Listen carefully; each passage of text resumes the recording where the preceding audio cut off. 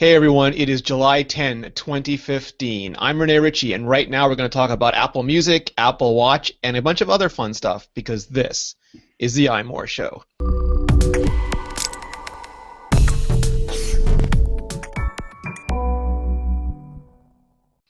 Joining me this week, joining me this week all the way from the Cape of Cod, we have Peter. I was about to call you Peter Flarg again. I'm so panicked about getting your username wrong that I have tattooed it into my brainstem. Well, that's good. Then my work here is done, Rene. So you are not in cosplay today, even though the San Diego Comic Convention is in full effect. Yes, but I am wearing my kaiju shirt. Oh, all right. That is your bit of solidarity. Yes. Also joining us, we have Serenity Caldwell. How are you, Ren? Hello, folks. And we have Georgia Dow. How you doing, Gio? I'm good. So we're doing a roundtable show this week, and that means we pick a couple topics and we sort of share our opinions, our views, our experiences. And the first one, the obvious one right now, is that we've each had about a week and a half now with Apple Music, Apple's entry into the streaming music space. So I was kind of interested to know how you're using it, what you think compared to when you first started using it, if you like it better, if you like it worse, if you like it different. Let's start with you, Ren, because you have spent mostly the entire week writing about it. I still really like it. I'm in the middle of writing a piece right now on how awesome it is in the car, specifically. The new Siri features basically make this the best possible music DJ of my life while I'm commuting between where I live now and where my practice space is. When I have an hour and a half drive, it's like, yeah, I can groove out to whatever I want. This is awesome. I can switch from Beats 1. I can pop over to, like, the Ramones. I can listen to Smashing Pumpkins. I can listen to Ellie Goulding. I just have to tap the thing and be like, play me some of this. I don't like this. Play me more of this. Play me less of this. It's so nice, and it's so less fiddly than all of my music solutions have been up to this point in the car. I like it. Anything that allows me to press buttons and like try and fiddle with my phone while I'm driving less is awesome. I prefer not to be fiddling at all, and this gets me quite a few steps closer. With Siri? See, Absolutely. I never even thought of trying that. Yeah. Play Beats 1.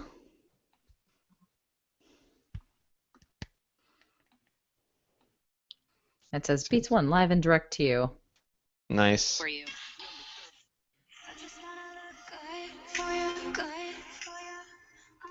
That's awesome. I love that. So, yeah, you can launch any of your iTunes radio stations. You can play around with your current music. You can investigate the Apple Music library. I've done crazy things like play me that song from Tomb Raider. Play me that song. I did once say play me that song by the Decemberists with the boat in it, and it didn't quite understand that.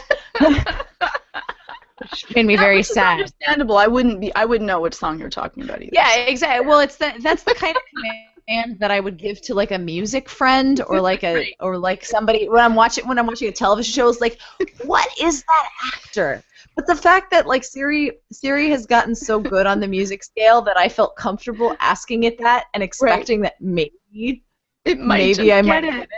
It might just work. Yeah, exactly. So I'm like, you know what? It is really impressive. Renee was like totally wowing me when he was like, play Billie Jean from this era, and then he's like, play Billie Jean from Glee, and yes, that was amazing. So you're right.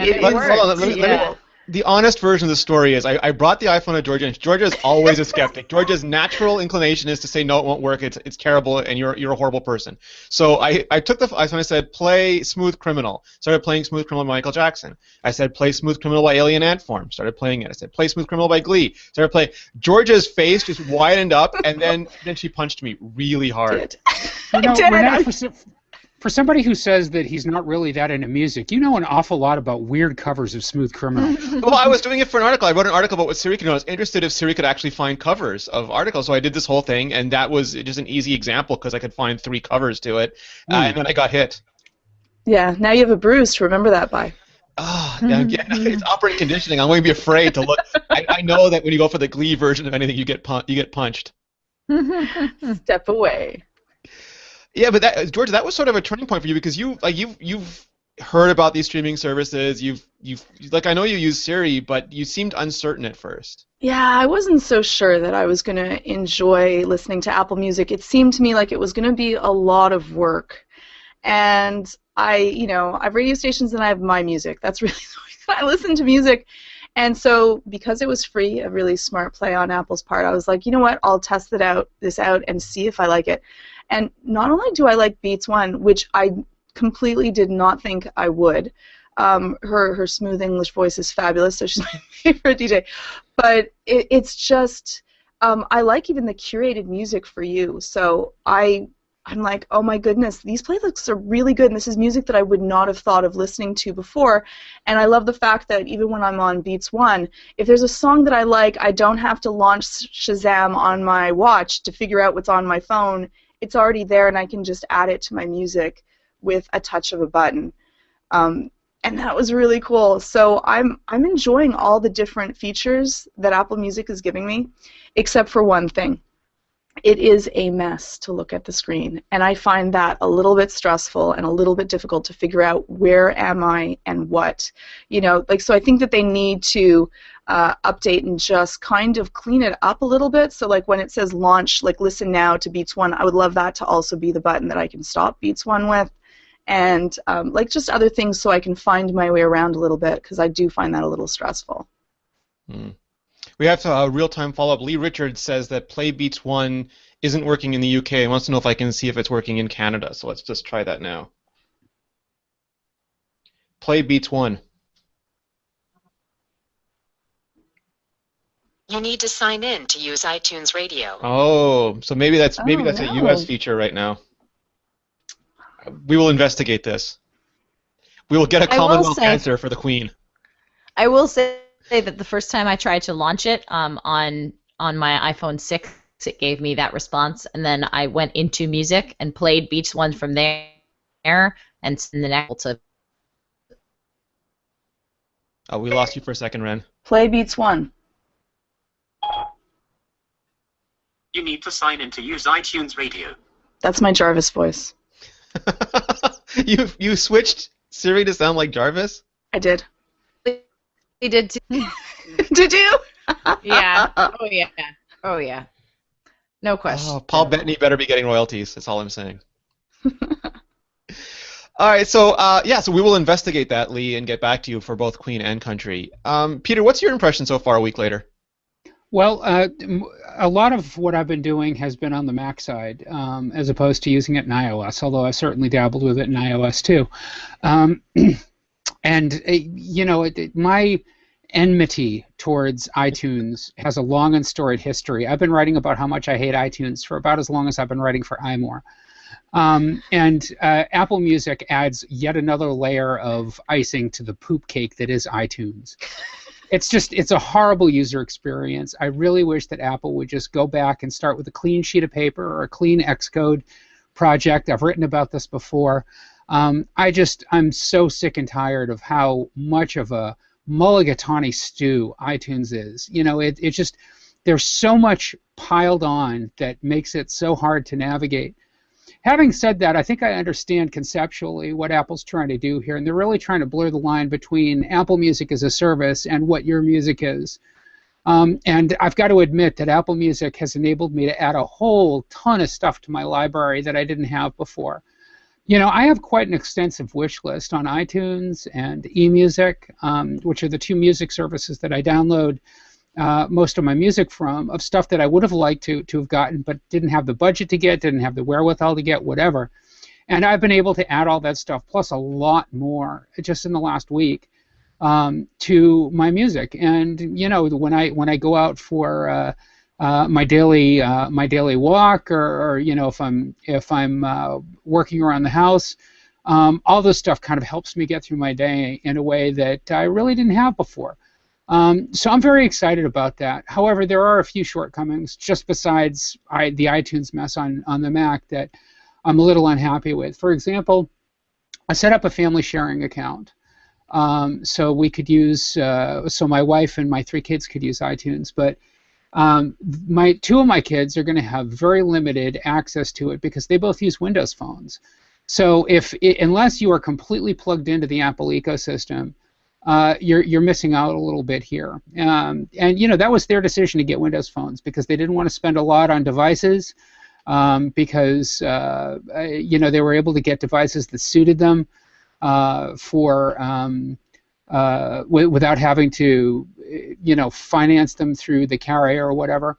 And as a result, they're kind of left out of the loop here. My wife tried to sign into the family sharing plan and get iTunes cloud music or whatever it's called this week working, all of a sudden to run into some errors, and that's because she exceeds the 25,000 song limit. Now I know that Eddie Q has said that hopefully by the time iOS 9 launches later this year, that's going to be lifted from 25,000 to 100,000 songs, and that will certainly take care of it.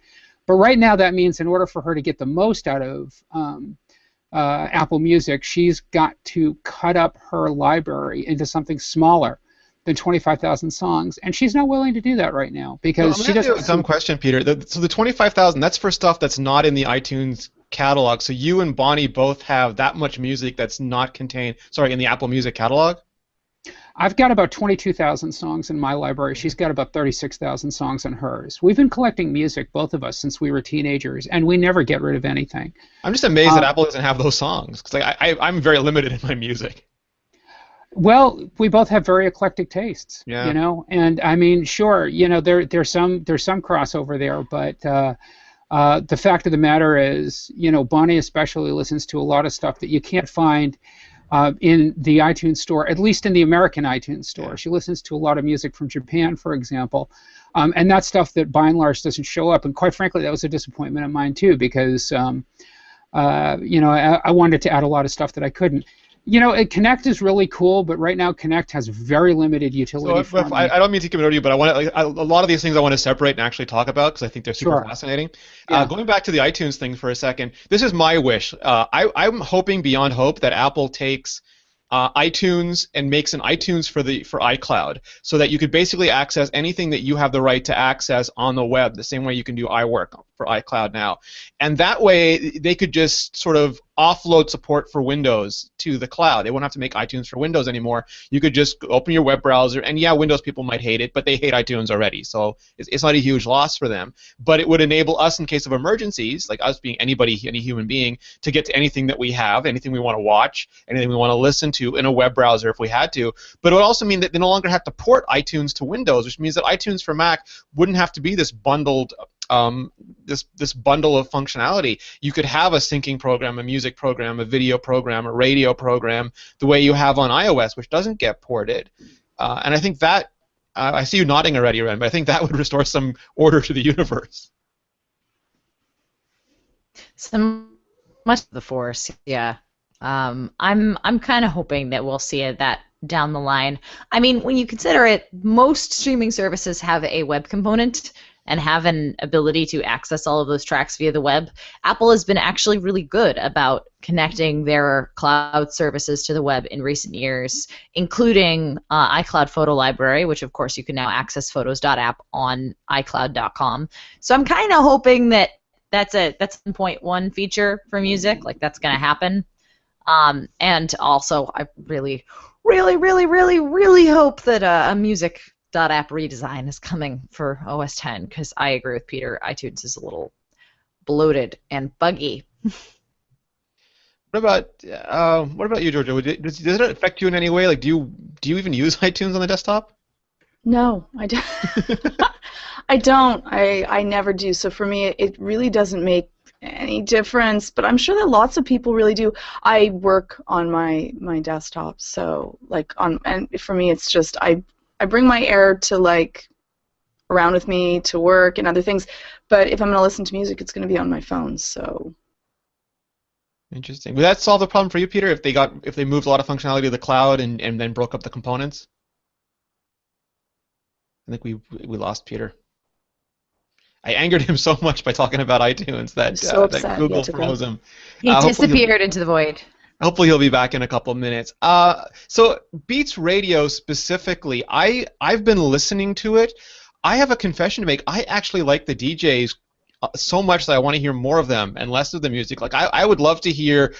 There's interview stuff, but I would actually love to hear like a version of The View with Zane Lowe and a couple of the other DJs where they talk about music and talk about the bands and maybe play a couple songs, but also we get like a lot of rich discussion about it and about the artists with the occasional guest, like almost like a podcast maybe on Beats One.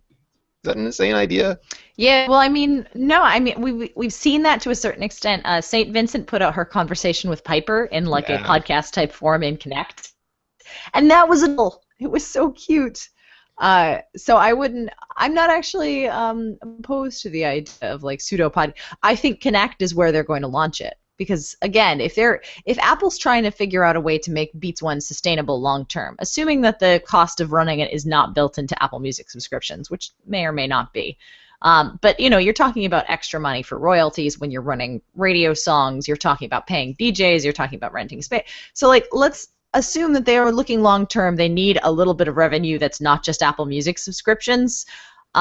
I'm assuming that I'm assuming that they're going to use Connect with Beats One to sell Apple Music subscriptions. Basically being like, yeah, you can listen to Beats One for free, but if you want to catch that awesome interview that you missed or see this great playlist or any of this stuff, you need to subscribe and you need to be a paying member because otherwise you just don't. I think that it's a great. I'm really impressed with the choice that Apple made on the DJs. They are absolutely amazing. I really enjoy listening to them. I love the music that they choose. I love the way that they put it together. I find them really, really soothing. And I didn't expect that. You have 3 people. I was like, the chance that they will be someone that will pick music that I enjoy, that this is going to be a fun experience for me, would be very little. They did a fabulous job. And I don't know if I would listen to a podcast with them, but I might, which I don't listen to a lot of podcasts. I don't have a lot of time. So, but you should. Everyone else should listen to a lot of podcasts. We talked about it on MacBreak this week, Georgia, but I'm interested in your take. Like, would you be interested? The Beats One has a lot of, like, our genre is great, and that's fantastic, but would you also be interested in maybe, depending on your taste, a Beats 2 that's country or classic, a Beats 3 that's heavy metal? Would you like more variety and more stations? I would. I think that if Beats One is as successful and it continues to be sustainably successful, I think that would be a great idea. So I would love to have, just something that would be an alternative station or dealing with rock station. And I think Jim that Dalrymple Power Hour. Right, exactly. And then I know either when to tune in or I know which station I can go to all the time to have, great curated new alternative music that I might not have already gotten to or new rock music that I haven't already listened to.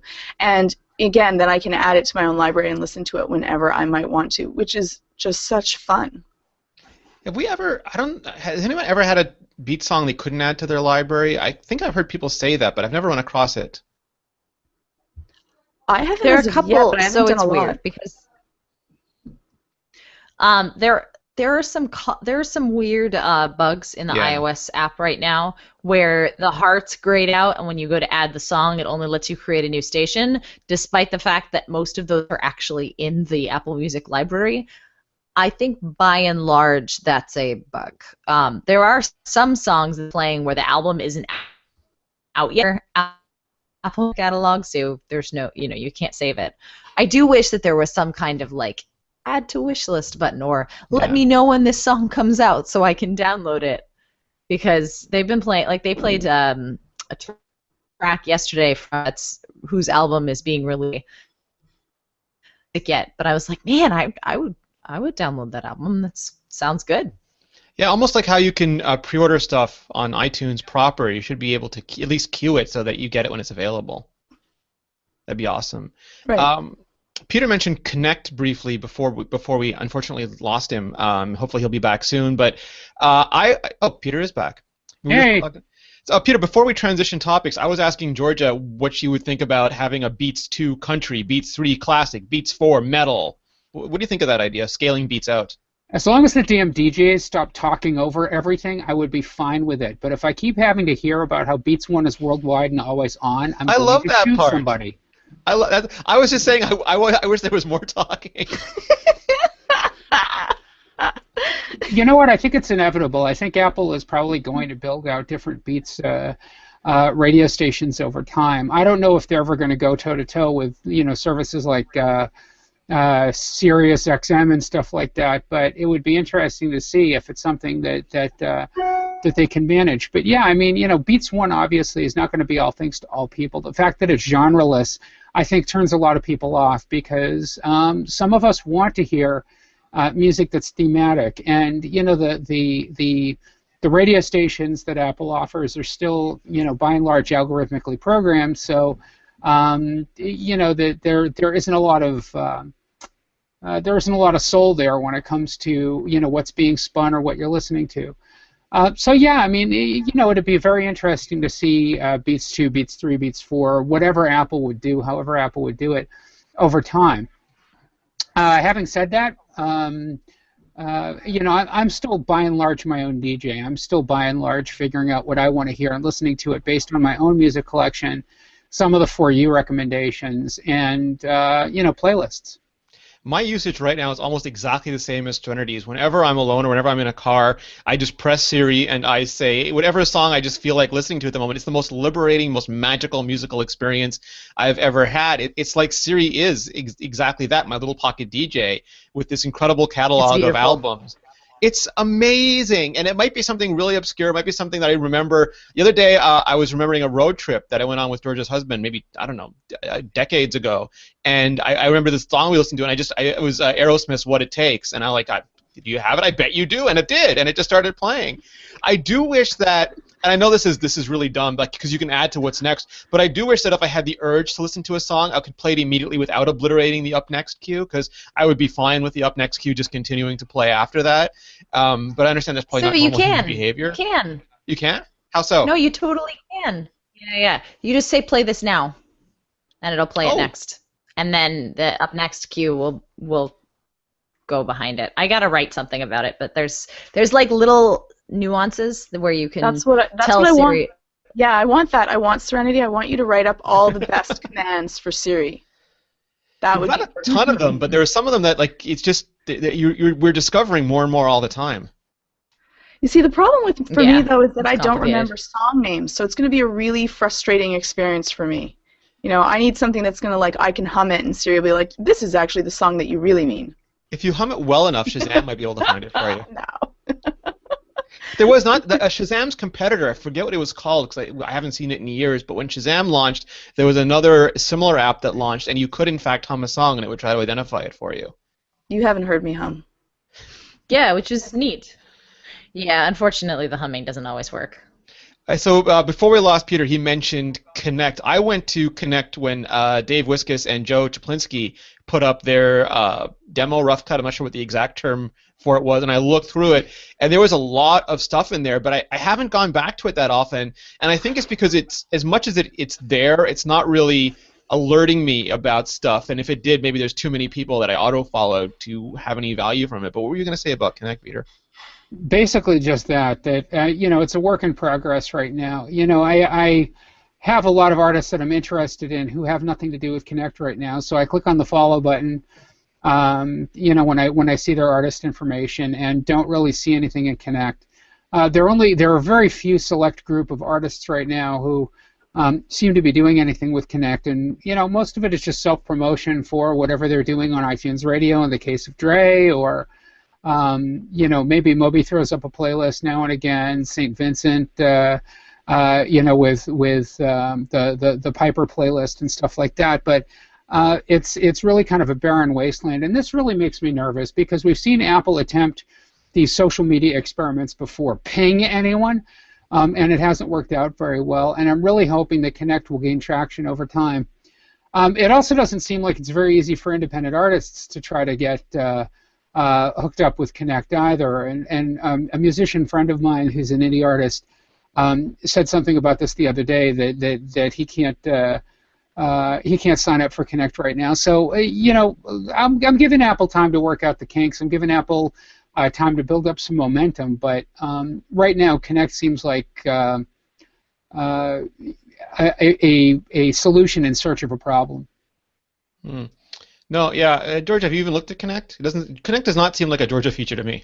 I don't think that I'm the use case for Connect. I'm not great for following in any type of social media, and there's nothing. I'm not the type of person that will want to follow everything that an artist is doing and why and where. It takes up just a good deal of time for me.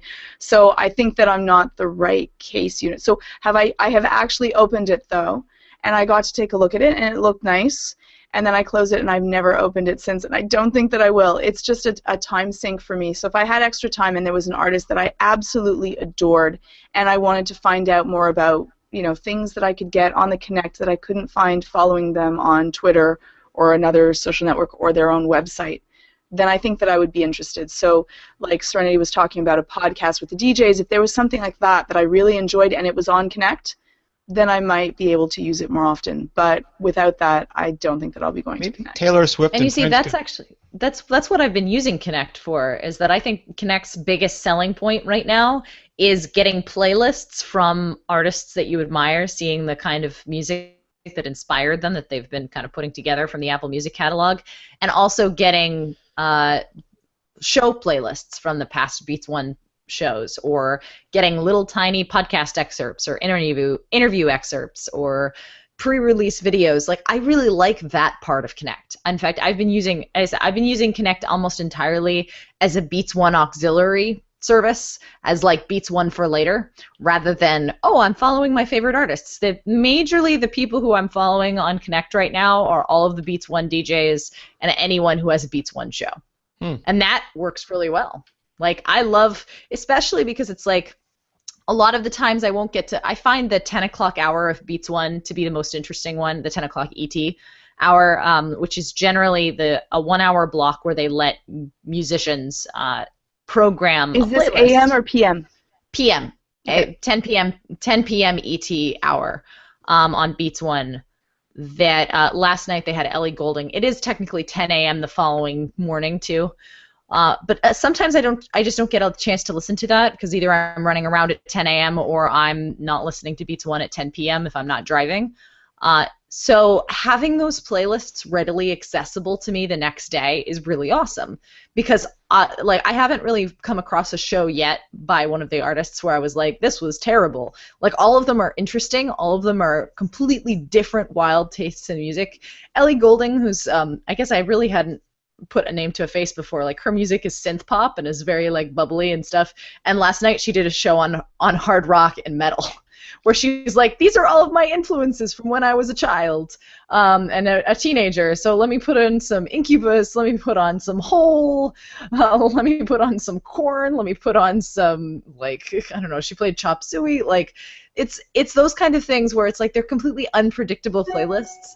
And there's such, like, they're really, really good to listen to. Josh Homme is also, like, I love the Alligator Hour. There's something so delightful about putting rock and roll next to, like, old school 1950s doo-wop tunes that I love all of his playlists. So, like, Connect for me on that level, that is why I use Connect. That is my selling point for it right now. And she's probably going to write that in an article form too, I'm hoping. Fingers crossed. Yes. It's on I have a list of about 40 articles that I keep on being like, I want to write this, So it'll come. I got to sit down this weekend and churn out a lot of stuff. All right, we're going to take a quick break so I can tell you about one of our fantastic sponsors, and right now that is Red Hat. At this point, everyone understands that in the right situations, open source software is important technology. We are, Apple enthusiasts here, so we use the Darwin kernel, we use the BSD networking stack, we use the WebKit-based Safari browser all the time. We're using open source software consistently. It's useful and powerful, and no one really disagrees with that. The most successful open source project of all time is something called the Internet. Tim Berners-Lee put the World Wide Web on the public domain. There's also Berkeley Unix, TCP/IP, BSD Linux, Unix, Android, and a bunch of other things. You get the picture. People only really disagree about whether open source software can be used successfully in the enterprise, if you can get everything out of it that you can get out of traditional software in the enterprise. And that's where Red Hat comes in. Now, I actually used Red Hat in enterprise a long time ago, and we used Red Hat rather than one of the, frankly, much cheaper homespun solutions, because those cheap homespun solutions do not come with support. And when you're in enterprise, when you're at home and your Linux mail server is not working, you can put on the TV and sit there and take it apart and futz around with it, and it's fine. But if you're supporting a sales organization that's hundreds or thousands of people, you don't have that luxury. It just has to work. And that's where Red Hat is. They started with Red Hat Enterprise Linux, and today they certify and support application development, storage, cloud infrastructure, for every conceivable enterprise deployment. The New York Stock Exchange, DreamWorks, every airline, healthcare company, telecom, Fortune Global 500, all of it, Red Hat, Red Hat, Red Hat. In fact, more than 90% of all the companies in Fortune 500 are Red Hat customers. Why? Because Red Hat, they get powerful, constantly improving, innovative open source software without the risk of having to do it alone. It's that simple. Red Hat, enterprise software trusted in the world's most demanding data centers. You can find out all about it if you just go to redhat.com, and I want to thank Red Hat for supporting the show. All right, Apple Watch. So we saw some really dumb Apple Watch headlines earlier in the week. Apple Watch sales plummet 90%. That were not based on any kind of proper journalism that I could find. So I started asking around about it and how people were using their Apple Watches, and it sort of became a really interesting discussion. I wanted to bring it up on the podcast, sort of how we use the Apple Watch in our everyday lives, because most of us have had it for a couple of months now, maybe a little bit longer, maybe a little bit less, but mostly we've had it in our lives for a while now. So I'm just curious. So, like, Georgia, you're a therapist by day, a psychotherapist by day. Is the Apple Watch at all made your life easier, not at all different, harder? How does it work for you? So the wonderful thing about the Apple Watch is that I don't use my phone, and I just leave it on the table, and doesn't buzz, ring, anything else. And so the most wonderful thing about the Apple Watch is that I've been able to, if I have a client that's in distress, I get a text message because those come through. And so I know immediately, one, if someone's calling me. And I was worried that all of the beeping, the buzzing, getting different messages was going to be a stress for me. It has reduced my stress. I don't have to worry that there's a client in distress that I might have missed. If I'm busy or in a meeting, I can wait, I can curate all on my own and do a triage and say, okay, this one is really important and I will take it now. And I think that, Rene, you've noticed that I have been answering more phone calls, which I never do. Like, if you call me, I will just never be there because I rarely have my phone with me. It was almost impossible to call Georgia because her ringer was off and her phone was in her purse, and she just never heard it. Never, never, never, never. So with this, I get a little buzz, and if I'm free, I can answer a call. If it's something that's emergency, so I was in a meeting and I had a call from my son's school, and that was wonderful that I could make sure that they weren't okay, that they were okay, that I received it right away, and I could say, excuse me, this is really important. Plus, I got to leave the room and like start with my watch right before I left, just because that's so Mission Impossible and cool. So I got to enjoy that as well. And I think that it's also saved me a lot of time. The amount of times that I have searched for my phone to be able to change my hue lights or hear a song on the radio that I really want to Shazam and I have to get the phone, or I need to make a really quick call or a message to someone. It's wonderful to have something on my wrist that I can quickly, immediately, and almost seamlessly reply to or get an information about. Having a calculator on your wrist, it's such fun. So I really enjoy it, and I think that it's made my life, it's given me a little bit more time to be able to do the other things in my life that I really enjoy. What about you, Peter? I know you got your watch more recently, but in your day-to-day life, has it made anything different? Well, it's doing exactly what I expected it to before I got it, which is helping me stay on the health regimen that I need to stay on a lot more consistently than I was before, because oftentimes my phone goes wandering. Either I'm charging it or it's out of my pocket for some reason. I don't feel a vibration. I don't feel a notification. That stuff I don't miss nearly as much. That part is great, but yeah, it's sort of working its way insidiously into different parts of my life. And I don't say insidiously as a sinister thing, just in ways that I really hadn't counted on. For example, if I get a message from my wife saying, "Hey, pick me up at 5:15 instead of 5:30," I'll just raise my phone to my watch to my mouth, and I'll respond back that way instead of actually having to haul out my phone and tap a reply. And the dictation works great. The only problem that I have is at least a couple of times now, the watch has frozen up on me for no apparent reason, and I've had to sort of force it to restart. I'm running watchOS 1.01. I haven't upgraded to the beta. So I don't know what's going on there, but beyond that, it's been really kind of a great experience for me. I'm quite happy with it. It's one of the things I realized is that after the first week or so, nobody continued sending me digital sketches. It just disappeared. It's so sad, Ren. I know. Jason Snell and I exchanged some digital sketches on the 4th. I really honestly feel like digital sketches are a interfamily thing. Like, I don't know, I feel more comfortable sending them to, like, folks I know really, really closely as, like, let's go get ice cream with a little ice cream cone, rather than, it takes work. It's just like an email chain, right? It's like pen pals, where it's like, oh, it takes work to send sketches to people, but I do like it. Actually, Rich and I should send more sketches to each other. Clayton Morris and I send superhero logos. That's awesome. Clayton's a good guy. Yeah, no, I really like digital sketch, but I don't use it as often as I should, 'cause busy, and also beta. So beta. A couple of things that came up. I know Georgia and her husband both have Apple Watches. Peter, do you and Bonnie both have Apple Watches? No, just me. And Ren, do you and Ricky both have Apple Watches? No, despite the fact that I have 2 Apple Watches in this house, Ricky insists that he doesn't want to try one. I think I'm gonna make him for like a couple days just to test out some features. But he's like, no, I don't see the point in it. I don't get it. And I'm like, but yes, there's a point. Trust me. It's pointed. It's interesting that you bring this up, because I've had this conversation with a few people now who've noticed the Apple Watch on my wrist and start conversations with me about it. And they'll ask me how I use it and stuff like that, and I tell them, and they're like, well, I don't want one. And I'm like, well, good, don't get one. This is the thing that I think gets missed by a lot of people who have written these, Apple's only selling 20,000 watches a day pieces, and this other sort of hysteria about how many Apple Watches Apple may or may not be selling. Is that this is a device that is very much a nascent technology.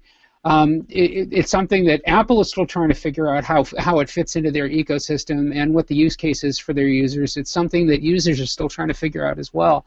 So, nobody is holding a gun to your head and saying buy an Apple Watch, or that your experience using other Apple products is going to be diminished without using an Apple Watch.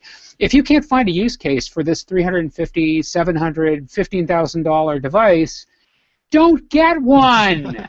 It's pretty simple, I mean, we're still trying to figure it out here at iMore, and you guys have been using it since April. Yeah, so Georgia, I'm curious, using it with you, what's it like using it as part of a couple? It's really nice. It's just nice because I know that if I send a message, even if so my husband was coaching soccer the other day, and my mom called and she had an emergency, and he was able to get it, even though if his phone was in his pocket, he would not have been able to take the moment to be able to take out the phone to be able to get the call. So since he saw it was my mom, he was able to answer that. And so I know that if I have an emergency, he is by and large, unless he's like swimming, and I know people that swim with their Apple Watches, he's going to get the message and I'm going to be able to reach him with that. And it's kind of funny because he was having a little bit of an issue, and so he brought his Apple Watch to the Apple Store, and he does not have it right now, and they took care of it really well, but he doesn't have it, and he's going through a lot of withdrawal from not having his Apple Watch, so he has to carry around his phone like he used to, and he said that the experience, like an animal in his pocket, and try to, in the car, try to take it out of your pocket with the seatbelt, which is a horrible experience, I think, for everyone. And he's like, I really did not realize how much the Apple Watch made my life easier, and how it was nice because though I guess a lot of people, the negative is that you feel like you're connected constantly to your phone, but I find the opposite. I find that it lets me be released from my phone. I only get the information that I have chosen as important enough to message me no matter what, and that's fabulous. Getting directions and not having to look at anything and just getting little tiny taps if you have to go left and right is it's just such a cool experience. So it's nice to be able to have one together as a couple.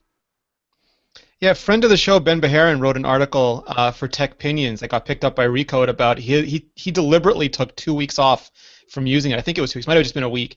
But because he's an analyst, he documented it. Like he documented every time he used his iPhone when he was wearing it, then every time he used his iPhone when he wasn't, and there was a significant difference. And he equated it to a modern convenience, like a dishwasher, where you don't need it. You can wash dishes by hand, but once you have it, the convenience is such that you immediately miss it when it's gone, and suddenly, I can't believe I have to wash dishes by hand again. Is that the feeling you're talking about, George? Yeah, it gives you back some time, and you can also relax in that you don't have to worry if it's something that's important. You're going to get the message immediately. And for certain people that are doing, a certain amount of jobs, you can have a watch and be a doctor and be, doing all of your rounds.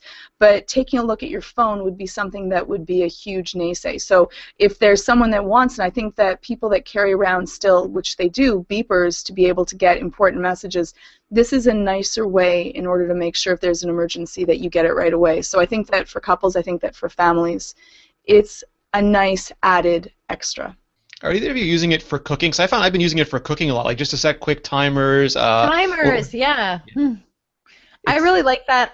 You know what I really want? I want an app that's timer, like I want a recipe app to incorporate a watch app that's timer based, so that each instruction, like turkey is a great example of one of those things where like you have to pull it out and put it back in and pull it out. I would love if there was a recipe app that talked to your watch, and every time you needed to do something, it would tap you and be like, time to go to the next step. I love time to whip that meringue, right? That is a great, Serenity, that is like it. You have just like got $1 million app right there and then. You should do this. That is a great idea, because there are certain recipes that are totally time sensitive, and you're gonna like ruin your souffle if you haven't actually done something at a certain time. Well, I think souffles you just leave them for a certain amount of time. Yeah, but no, I think that's great. Yeah, I think that would be cool. Sadly, I don't have nearly the programming experience with your Objective-C. But any developers listening out there, I'm just giving you an idea for free if you want to implement it. Yeah, what about parenting? I brought up the name so I wouldn't get it wrong, but on Self magazine, they actually did an iPhone review, and it was delayed a little bit because the writer, and her name is Liz Plauser, I hope I'm pronouncing that right, Plauser, she was pregnant at the time and giving birth, and she waited till her child was born and then spent some time with the Apple Watch. And she found, because she had to carry a child around all the time, the Apple Watch was much more convenient to use than the iPhone would be, because her hands were literally full with life. You're nodding. Your kids are a little bit. I mean, Peter's kids are significantly older. Your kids are a little bit older, but is there still a parenting angle here?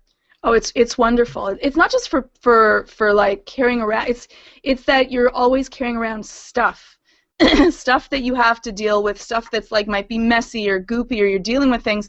And so, if you have that waiting for that call for a meeting, you can do other things without worrying or having to have your phone in your hand. So if you're cleaning up, if you're picking up your child, if you're changing a diaper, you have any information that you want right at your wrist, and you're able to answer a call, answer a quick message without saying, oh, wait a second, I have to stop breastfeeding and then go get my laptop and move it over. It's nice because it's exceptionally convenient, it's small, and it's always where you can see it quickly and easily, which I think is great. So yeah, I think for parenting it makes life a little easier as well. Any other use cases you've come across, Ren? Anything else that's been particularly good for you? I really love it for Derby. I haven't been using it for coaching as much as I know I'd wanted to, because it hides under my wrist guard, and in order to look at it, I have to like slide it down. But I find that it's really awesome for tracking my Derby stuff, and also tracking how active I am prior to Derby, because it's really important on days when I'm sitting down all day that I like do 20 minutes of cardio before getting on my skates. Otherwise, I'm just going to break my ankle. So being able to kind of chart that and be like, oh, I've been sitting down all but 2 hours today. I should stretch or do yoga or something. I also I find the children thing interesting, actually, because I found the opposite problem when I was traveling, where I really wanted to use the watch for everything, but I had my luggage in that hand. So I was like, I can't, no, this is frustrating. But no, I mean, actually, the funny thing, the beta right now, the folks who are testing the beta, obviously, it is beta, so it's buggy, which means that certain things aren't as fast or don't work as reliably as they did in 101 for me, which means that I've been using the watch less and I hate it. I really hate it. I'm frustrated because I go to the, like, there's so many times where I've gone to the watch being like, tell this person da da da da da da, and in 101 it would be like ba ba ba ba ba, but because it's a beta, it's slow or it's like having problems, and I'm like, oh, I really miss using this. Which is nothing against Apple's beta program. It's just, betas are buggy. And I knew that when installing that on my watch. But it made me realize just how much I'm using my watch for daily tasks, which is pretty cool. I took it off for a weekend just to see what it would be like. And the amount of times I ended up staring at my empty wrist, I didn't know I was looking at the watch that much, just to glance at like small things like the weather, the time, what the next calendar appointment was. And then you just see nothing but, like Georgia's old reaction before she had an Apple Watch. Look at my wrist and all I see is wrist. And you suddenly realize I'm just glancing at this thing all the time and how much you miss it. I couldn't last a week. I don't know. Well, obviously I'm not as disciplined as Ben, but I lasted 2 days and like, screw this, putting it back on. Yeah. Yeah, it's just nice. I feel like even just getting, having, just on my watch face, being able to know what is the next appointment thing that I have due, that's a great feeling. All right, so we're going to take one more quick break, and I'm going to tell you about one more awesome sponsor, and that is Zoom. So I'm going to say Zoom.us. I don't know if it's Zoom.us, but Zoom.us just sounds so much more personal. According to 100% of Zoom's marketing team, Zoom is the #1 video conferencing service of all time. Period. Zoom combines video, screen sharing, and group messaging into one platform that runs across any device you can think of.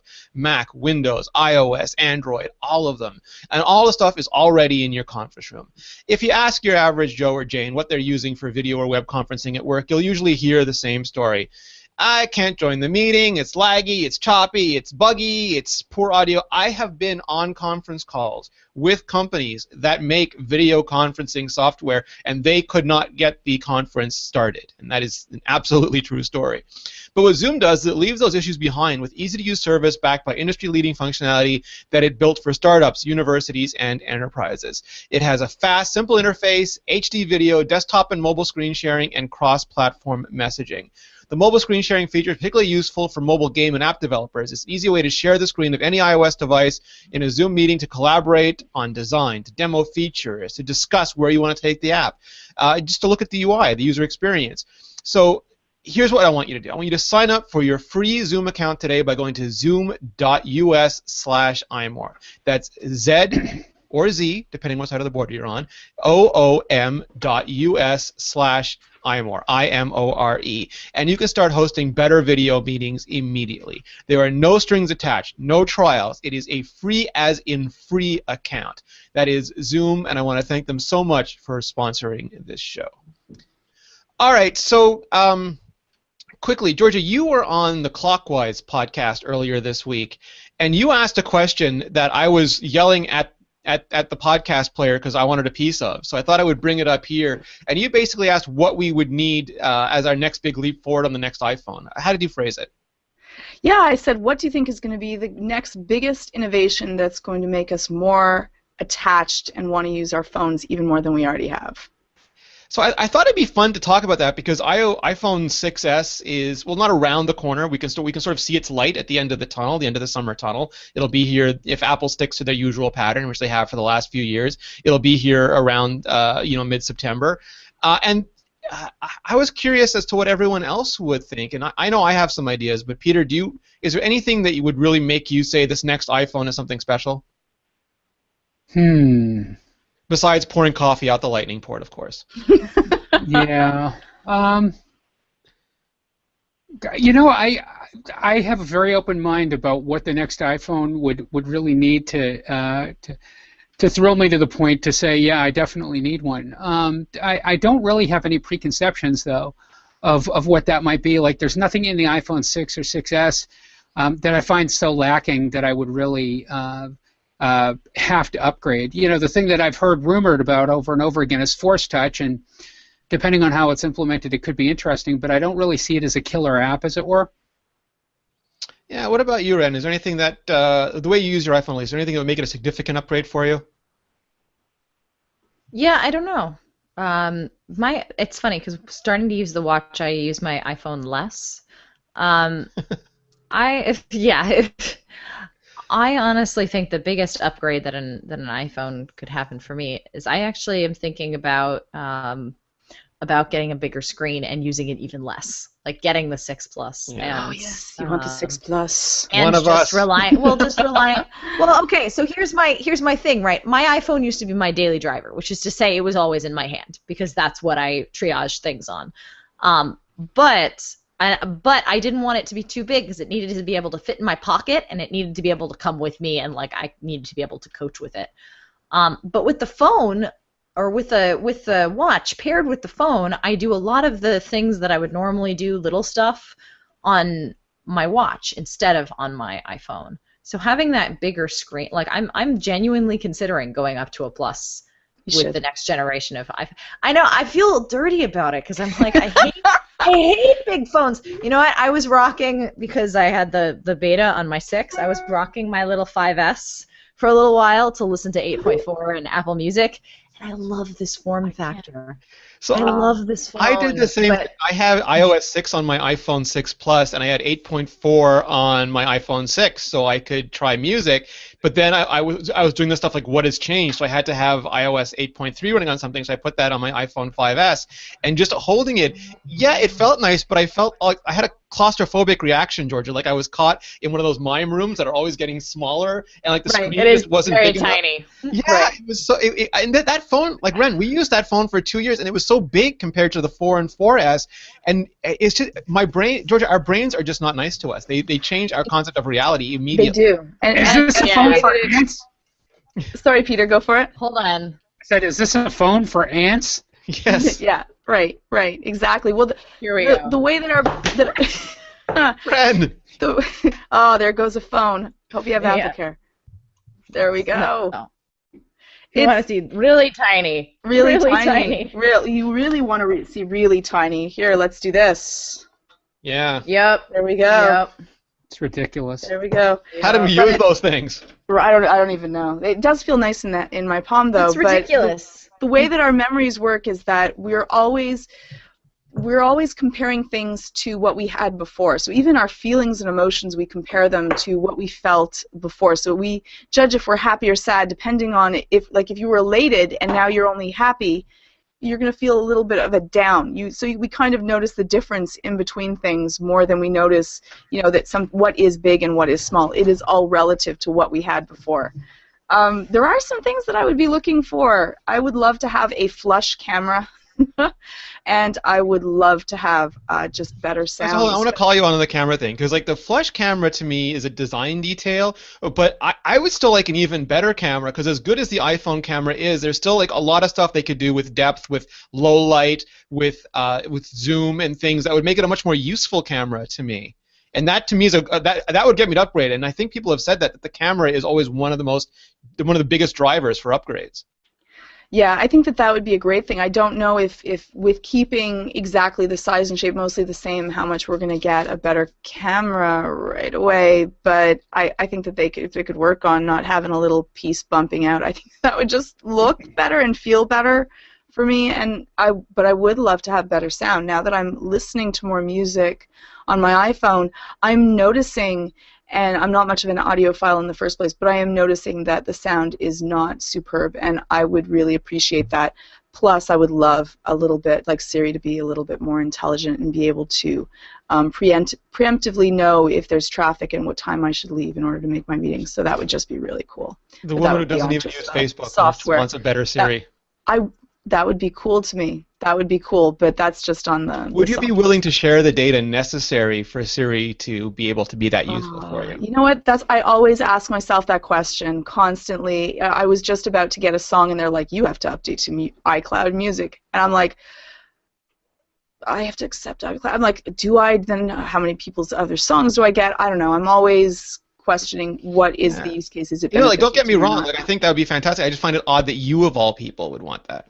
That would be, I would love to have a digital assistant. I would love to, that would be useful to me, and I need one. Because I'm always late or overbooking myself, so it would be worth it to me, and I think that because Apple has been really great with privacy and security, I would be willing to take that leap and risk. Interesting. So you want a real Jarvis? Oh, yes. Oh yeah, why do you think I changed Siri? Good morning, Georgia. Your waffles are ready, and you have an appointment Perfect. in 20 minutes. You Yes. must leave now. So I have packed the Yes. waffles up to go. Yes, I wanted to say, please don't forget to bring this to your meeting today, and you told me to remind you about this, so I am, and, stop doing that. Yeah, all of it. You're biting your... Remember the good old days when we had frontal lobes that we used for executive functioning skills. You guys are married. You have personal assistants. My frontal lobes are functional in certain situations, but in others, I want my phone to help in the deficiencies that I know, my weaknesses in my daily life that I already know I have and have not yet been able to help myself. And I mean, in one respect, I'm parodying myself by doing the angry old man get off my lawn and yelling at clouds thing. But on the other hand, you do have to kind of step back from it and look at how you're using or how you're scheduling yourself going, am I really so overscheduled and overburdened with this stuff that I actually need this $650, $750 device to help me? Yes, that's not even that's my life. And that's sad. I know. And it shouldn't be that way. It shouldn't be that way for any of us. You could say that. I guess that would be true. But if this could make sure that I can schedule myself better, and maybe it would say, you know what, I've checked your heart rate, and you seem to be really stressed, and you need to take a little bit more time during the day. It would be nice if all the data worked together in order to make sure that, because a lot of people don't really know when they're overbooked or overscheduled or if they're doing too much. But I think that if they had a way to get all that data collection together, which is already there, but then amalgamated it in order to be able to say to you, you know what, you need to get a little bit more sleep. I think that more people would listen. And they would need less people like me. I would be out of a job. So disappointed in me. It's going to be oh, Rene, you didn't drink enough water. You went to bed too late. Do you really want that level of alcohol in your system? But, it's interesting because it is coming together in ways like what you've described, Georgia. Can I give you a practical example? I would love to hear one. Okay, so at WWDC last month, I was feeling really run down after the first couple of days, and I couldn't figure out why. And as I was sitting in our hotel room one night, I was flipping through the app that I use to track my calorie intake, which I've been using ever since my bariatric surgery. It's called MyFitnessPal, and it helps me. It helps me not only keep track of calories, but it also can hook up to the step counter in the Health app to adjust my calorie intake based on the amount of exercise that I was getting. And I realized that I didn't have it turned on, so I turned it on, and it calculated, and it said, "Hey, jerk, you've shorted yourself about 600 or 700 calories today," and that's significant. That's an entire meal and a half for me. Yeah. So I was like, oh, okay, well this makes sense to me. No wonder I'm feeling so run down and miserable because I'm not taking in enough. So I adjusted my calorie intake based on that, and the next day I felt much better, and I felt better for the rest of the week. Wonderful. So yeah, exactly. In cases like that, in cases where you can get the technology linked and get everything working right, it works out great. The problem is that was something that I actually had to actively figure out, oh, I need to turn on this feature in this app to get this data to pull in. And, you could make the argument that should possibly be taken out of the user's hands and should just happen auto-magically. Personally, I think it's a good thing that's all locked down, and given Apple's stance towards privacy, data privacy especially, I don't see that changing. But we do have that sort of functionality right now, and I expect that as these apps improve and as developers plug into more and more of this foundational technology that Apple's presenting, we're going to see more of that happen, and it's going to become better and better. Yeah. Yeah, I think so too. So I'm looking forward to the Force Touch. I think the Force Touch would be awesome. There's a lot of things and a lot of interfaces that could be unburied from, hamburger buttons or our new best friend, the ellipse more button, and surfaced as a secondary, touch action and drawing programs that I could actually have depth, like three-dimensional multi-touch too, where they're pressure sensitive would be fantastic, and a better camera, because it is still, even with the Apple Watch, the way Georgia and Serenity and I were talking about it, using our iPhone. The iPhone, I still use the camera for it all the time. That is true. So a better camera that takes faster, less blurry, better low light, and maybe it has more, more megapixels. Not necessarily because I need megapixel photos, but because it can downsample and get even better quality photos as long as they keep the photon, it's not the pixel size, really large. I think all of that would be really, really good. And if Georgia gets her Jarvis and then Peter gets his Ultron, and eventually we have to save the world, I think that would just be a bonus. I'm good. All right, so we unfortunately lost Serenity to, she was having some trouble with her internet connection before, and then it dropped her. And we were losing Peter off and on as well. So I believe right now Massachusetts has suffered an EMP, and the squids are en route. So we're going to leave so they can properly defend themselves. Yeah, Peter's going to kaiju all over the Matrix. I think he has no idea what's headed for it.